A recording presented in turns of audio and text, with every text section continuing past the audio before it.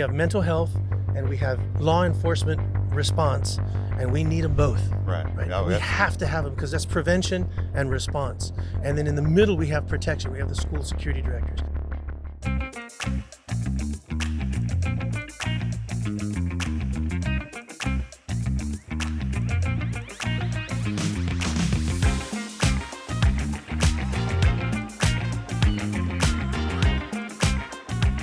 Big thanks to Practice Plan for allowing us to use their booth today. If you are needing revenue in quick and an efficient manner, you need to reach out to Practice Plan. Easy, seamless facility rental. Thank you to John and the team for allowing us to be here. Welcome back to another episode of The Path Forward here at TASA Midwinter 2025. I have a very special guest with me today. We're talking school safety with Micheal Garcia. Now I'm going to ask Mike, Yes, sir.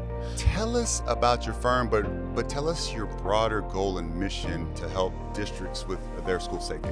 Absolutely. So I've been doing this about 20 years. It's a long time for school safety and security. Yes, it because is. Most of us kind of started this after, Columbine, Uvalde. Right. But what my firm does, we're the largest security hardware manufacturer on the planet, right? In the On the world. planet, On okay, the planet. okay. Yeah. It was HID Global. So basically what we do is the cards that you use to get into your school, the readers that you use to present it, and more than anything, the security panels that go in the MDF and IDF rooms that control all the safety and security in the school. We manufacture those. Okay. We do not sell direct to schools. We sell through the channel, but we're probably, I would be safe to say, in 70% of the market in schools. Yes, sir. Okay, so a breadth of clients, but also a breadth of knowledge coming with. You've seen everything there is to see in schools, the good, the bad, and the ugly, so to speak. Yeah, pretty much, yes. And thank God I've been able to, advocate for school safety and security through a program called PASS. It's the Partner Alliance for Safer Schools. The website is passk12.org, and PASS is free to K-12 schools. Okay. You go to the website, you download the guidelines, and that's your North Star to point to for safety and security when it comes to where do I start? I've already purchased all of these things and I have these current investments in safety and security in my school. PASS tells me that I need to get to the next tier by purchasing these. And so you can apply for grants. You can really get an understanding of the people, process, and technology necessary to achieve the next level of security in your school. So it kind of helps you prioritize and put a system together of a progression because, as you well know, budgets are always tight. And so it gives you kind of a stepping stone approach to if we want to continue to grow our safety and make sure staff, students are taken care of. Correct. And if you want to put a bow on it, if you're sitting there and you're saying, hey, I'm a new safety and security director at a school. I'm a school board at a school, and I need to take what the safety and security director has as their goals and their requirements and inform the school board. Well, that safety director can print out the guidelines, figure out where they stand in the tiers and in the layers of security, present that to the school board and say, guys, we're here, we have to get here. Right? This is the life cycle of safety and security for our schools. Right. And this is what we're going to need to do to get there. It really is a program for safety and security. I love that. And it's free. It's free. It's free, absolutely free. We do it. We've been doing this for so long that some of the best minds in school safety and security got together and PASS said, hey, let's form this so that schools will have that North Star to point to, but also Homeland Security embraced it. The Security Industry Association funded it, and the U.S. legislature provided that funding to them. And then the National Security Contractors Association, people who install and service this stuff, all came together and all the stars aligned. It's been available for a while. It's just that, unfortunately, sometimes safety and security isn't a line item on our budget for the schools, and we've really got to work on that. No doubt. And before we dive into the meat of the conversation, what's your career path? How did you even get into this? And I'm very curious to know. Good question. So I started out in pharmaceutical sales. Okay. And I would have not guessed that from what you telling me. I carried the bag, and so I started out in pharma. And then I met with a group out of Kelly Air Force Base in San Antonio before it was dissolved. Okay. And they were into cybersecurity. They were Air Force cyber warriors, and they were sitting here talking about how they were going to leave the Air Force, form their own company, and provide cybersecurity to anybody that would need it. At the time, it was primarily the government. Sure. So that's how I got into security. From cybersecurity, we went on to win some of the biggest contracts in the United States ever awarded to a small business. Yeah, so like $200 million for Wow. the Department of Veterans Affairs computer emergency response team, which covered the entire globe. Learned a lot. But the biggest thing I learned was about risk. And we'll talk about that a Yes. little later. But the risk, the formula for risk, and how risk should be something that schools should embrace. From cyber, I went into physical security with a company called Monitor Dynamics, who did the White House, FBI, CIA, IRS, every Marine base in the U.S., every Army arsenal. So I really learned how to install protection into an organization that was securing America's secrets, that had many assets to protect, which is part of the risk equation, right? And then from there, after Columbine, Virginia Tech, some of the more high-profile shootings, I had just retired from the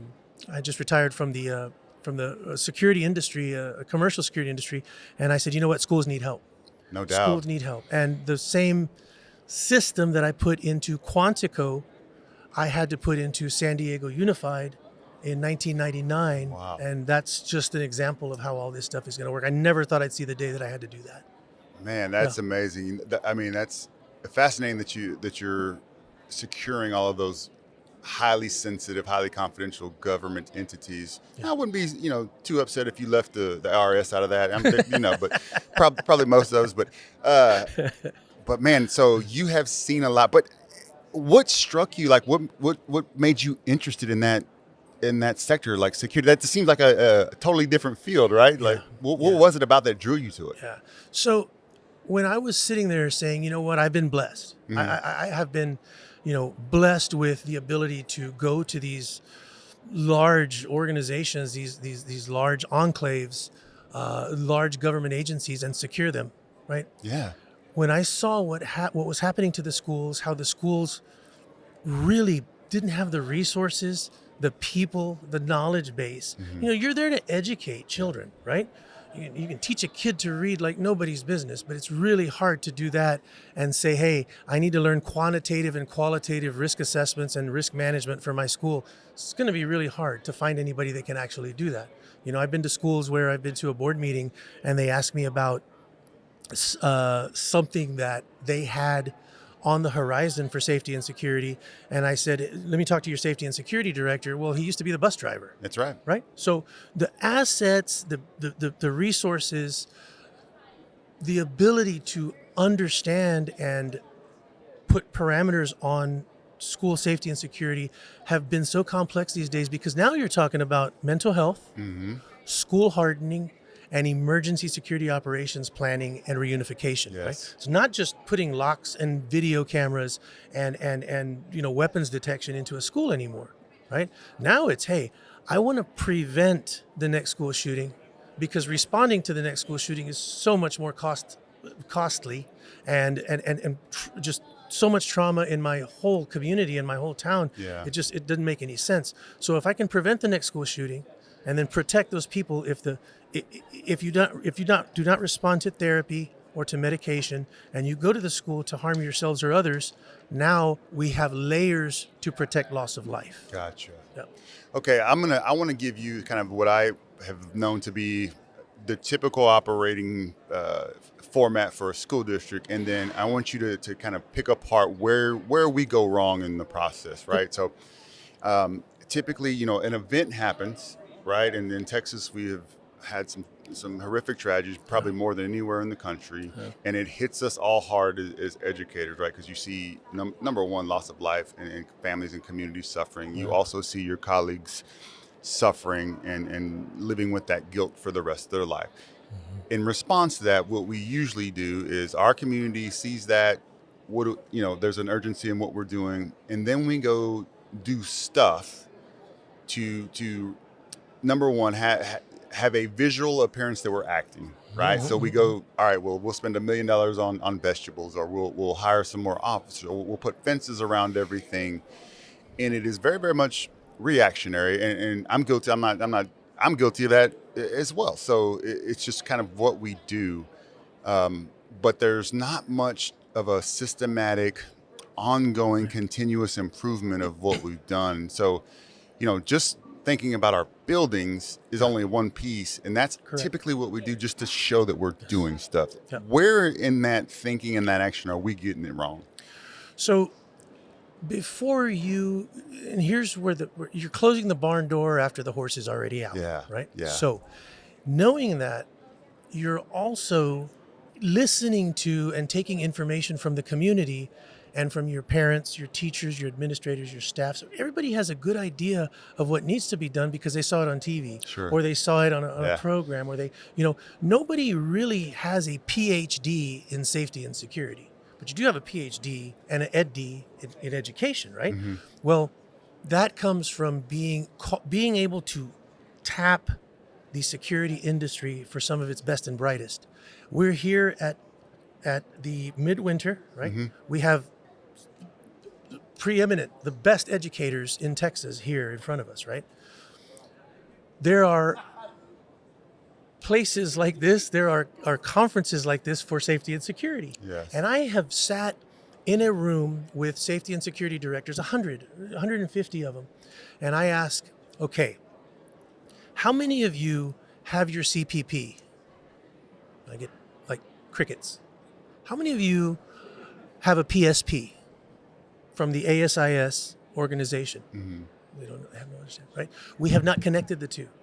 We have not connected education and security and said, hey, I'm hiring a school safety director. I need someone who is a professional, a physical security professional, PSP designated, and I need to be able to hire them so they can understand what to do from a security and safety perspective.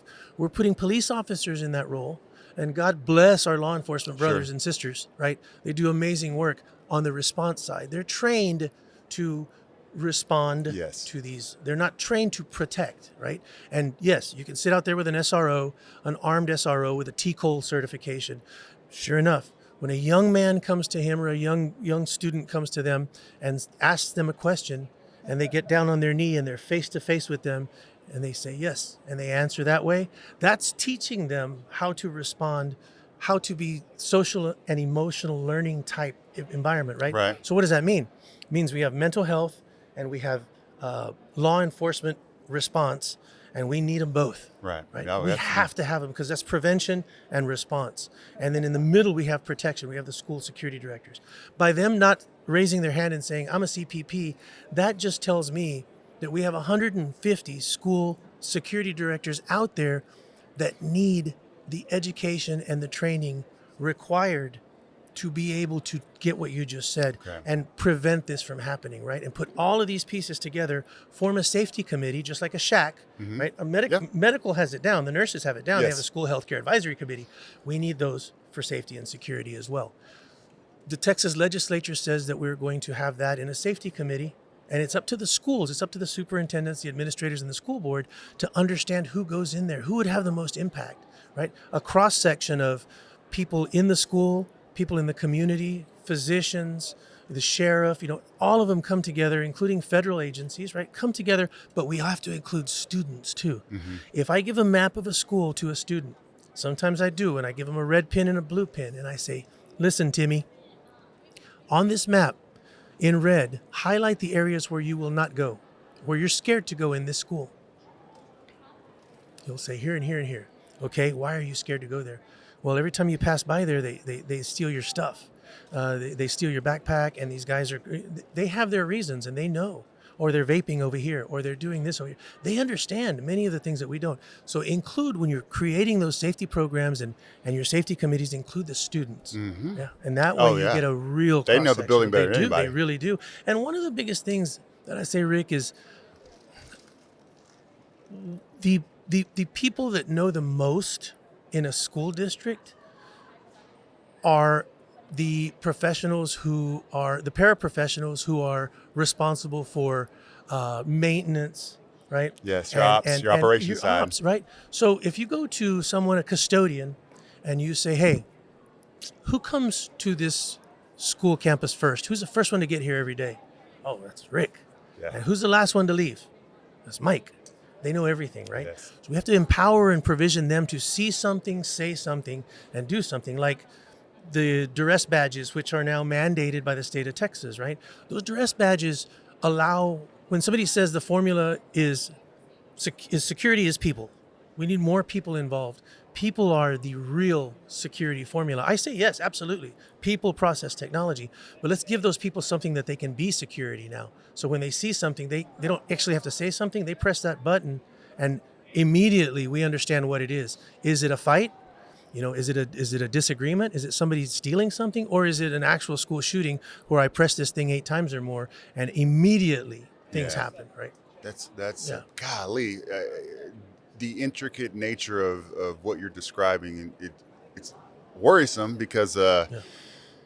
I know that our schools are not there yet, Yeah. and when we're having conversations and we're thinking about school safety, school security, talk a little bit about risk and how you analyze risk and all of the components that go into that we should be working through or at least considering as school leaders. Absolutely. And I'm so glad you bring that up. You know what you're talking about because risk is everything. Mm-hmm. Okay.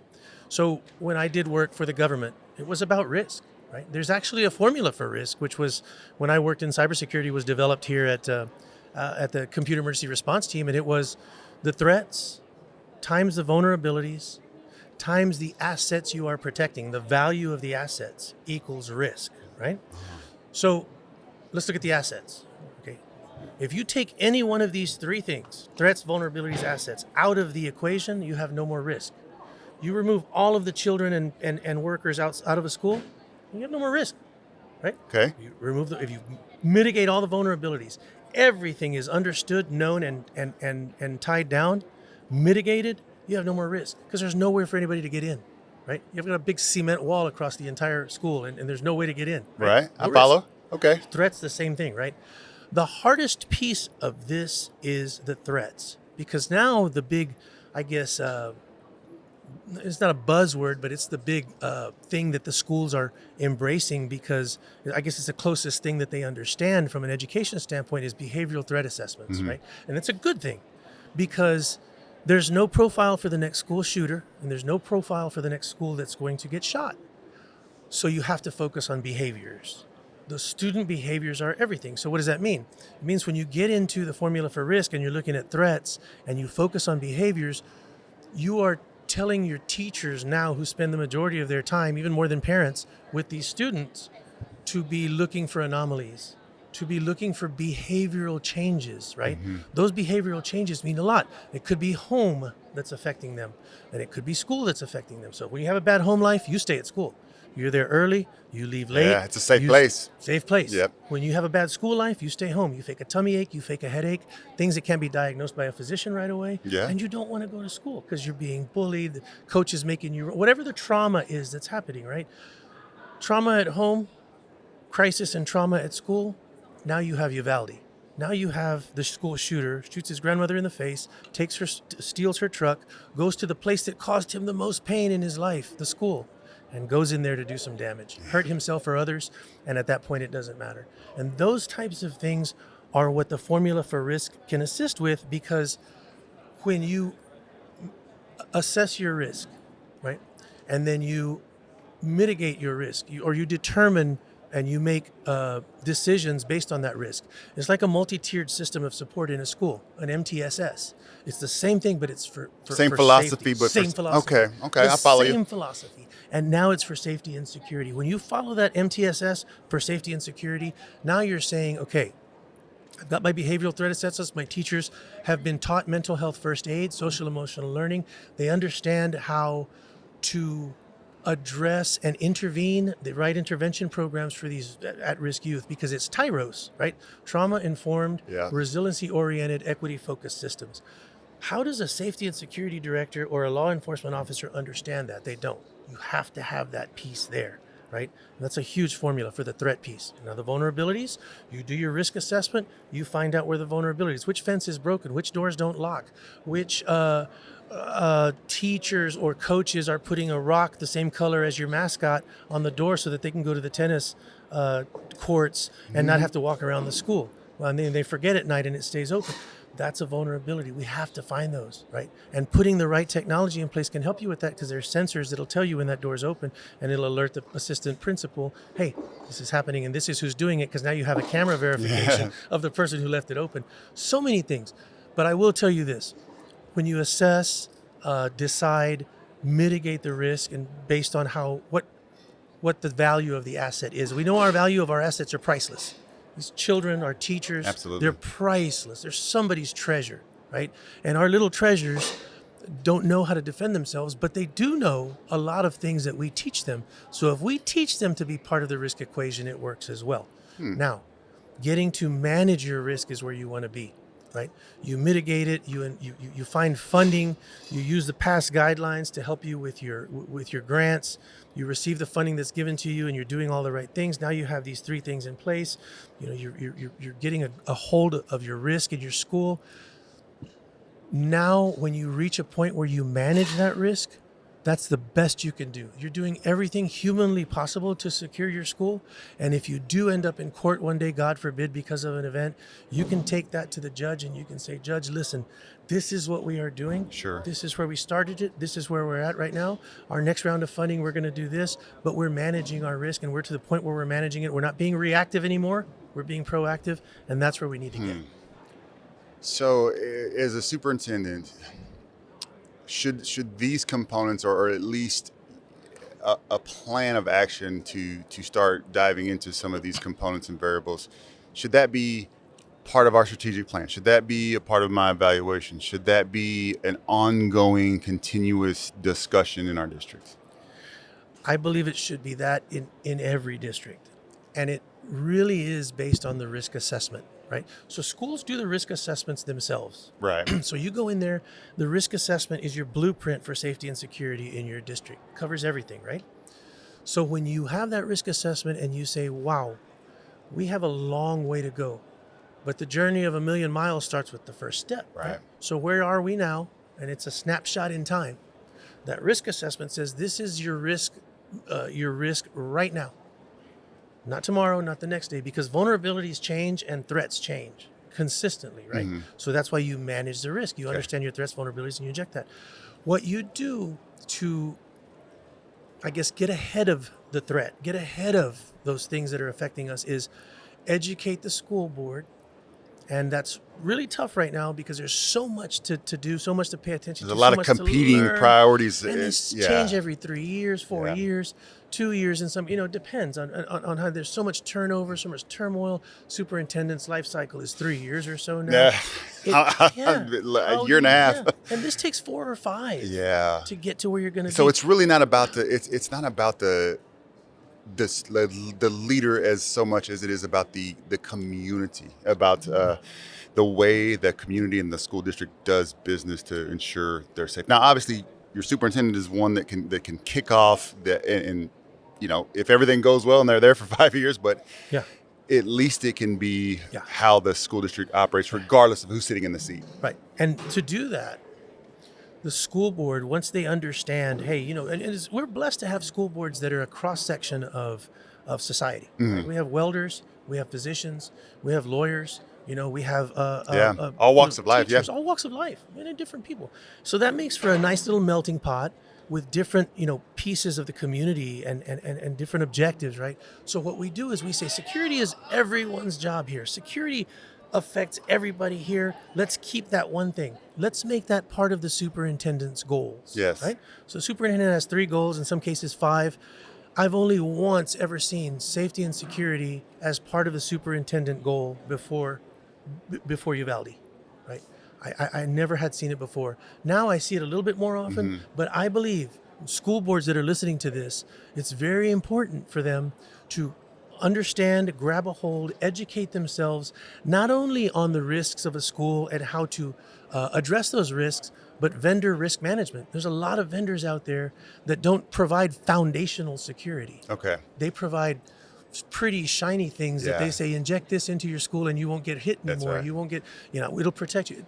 You've got to really have, I call it vendor risk management, because it's a risk when you buy these things and you don't need them. or you don't have the like a Lego set. You don't have the structural foundation of a Lego set. So everything you buy that clips in talks to each other, communicates and cooperates with each other, and those types of things are things that we need to teach school boards to understand. And it's a lot. It is a lot. It's a lot. It's a lot of, and that's kind of where I was going to go is, two questions like to kind of send us home. The first one is, what is the first best step?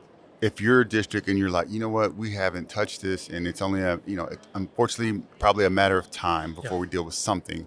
What's my first best step as a school board, a superintendent, or leadership group? Don't do it in a vacuum.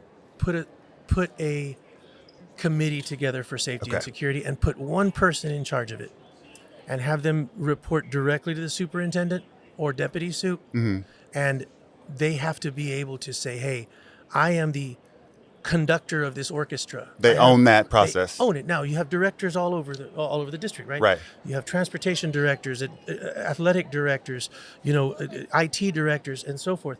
Well, this district leader has to have the respect of the entire district, and the blessing of the superintendent and the school board. And this person says, this is my safety committee, this is my MTSS, and we're going to make the decisions for safety and security in this school. And this is how we're going to do it. You form that committee first, that's your first step. After that committee is formed is your risk assessment. And then from then on, you take zeronow.org and you go to zeronow.org, and it gives you the path to safer schools. So the first two are form a safety committee, and then get a risk assessment, and then find funding based on that risk assessment so that you can put these plans in place with the funding. It works every time. So you got passk12.org free, zeronow.org free, and then if you are in the school safety business in any way, shape, or form, join the National Council for School Safety Directors, NCSSD. Okay. Right?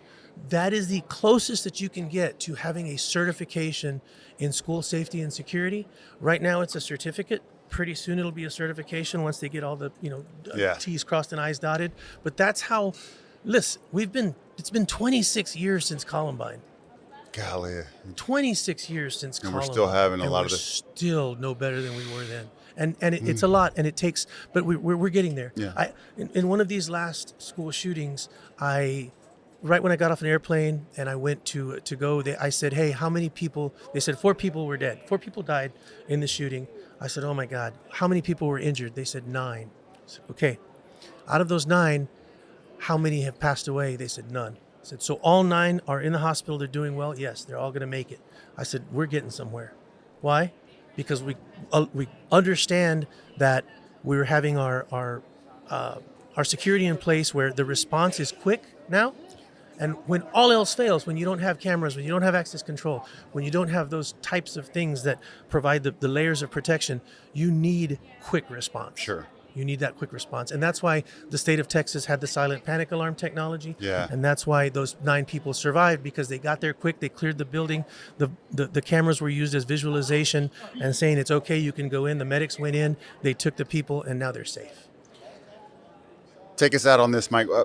If a school district is interested and wants to get in contact with you, because I know what happens. This is what always happens. So somebody, a buddy sees it, another superintendent sees it, say, hey, man, put me in contact with Mike. Would he come and help us? Would he come and train us? What can I tell them? What's a way to get in contact with you so that you can kind of shepherd or maybe just talk through some of the things you shared here today? Sure. No. If they contact you, yeah, right, you contact me and we go from there, or you can give them my information. And we'll go from there. And is there any direct access to you, like your website or anything that you want to share out? Absolutely, yeah, I'd be glad to. So the first would be hidglobal.com. Okay. Located here in Austin, but we are global. We do passports for every nation under the sun, things like that, identity programs. So hidglobal.com would be an easy way to get in touch with me. And then PassK12, the Partner Alliance for Safer Schools.org, you can get in touch with me that way. Or zeronow.org, you could get in touch with me that way as well.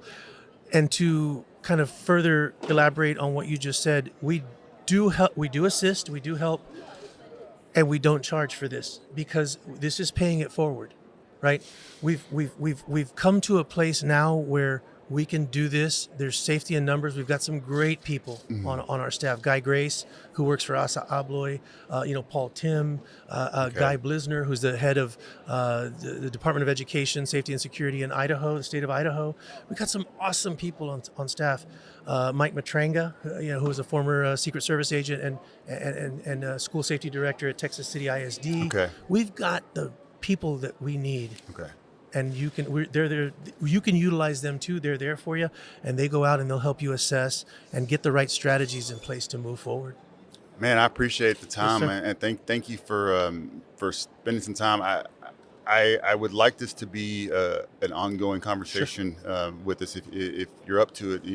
The next conference, or even intermittently virtually, because this is a conversation we all have to continue to have in the education world. So, Mike, appreciate it. Thank you so much My for stopping pleasure. by and Yes, just sharing. thank you for having me. Man, you made my mind start spinning on all of And the we things. didn't even talk about school buses, I know. traveling classroom, no football joke. games. Yeah, There's so much. so much. Well, So good much. but this is a start. This is a good start, and I appreciate you sharing those resources. So, Absolutely, glad to do it. hey, if you want to get in contact with Mike and really enhance your ability to protect your students, please contact. We'll put those links in the description below. And if you like what you heard and saw, please like, share, and don't hesitate to reach out if you need any support with school safety. Thank you for being here, and we'll see you next time on The Path Forward.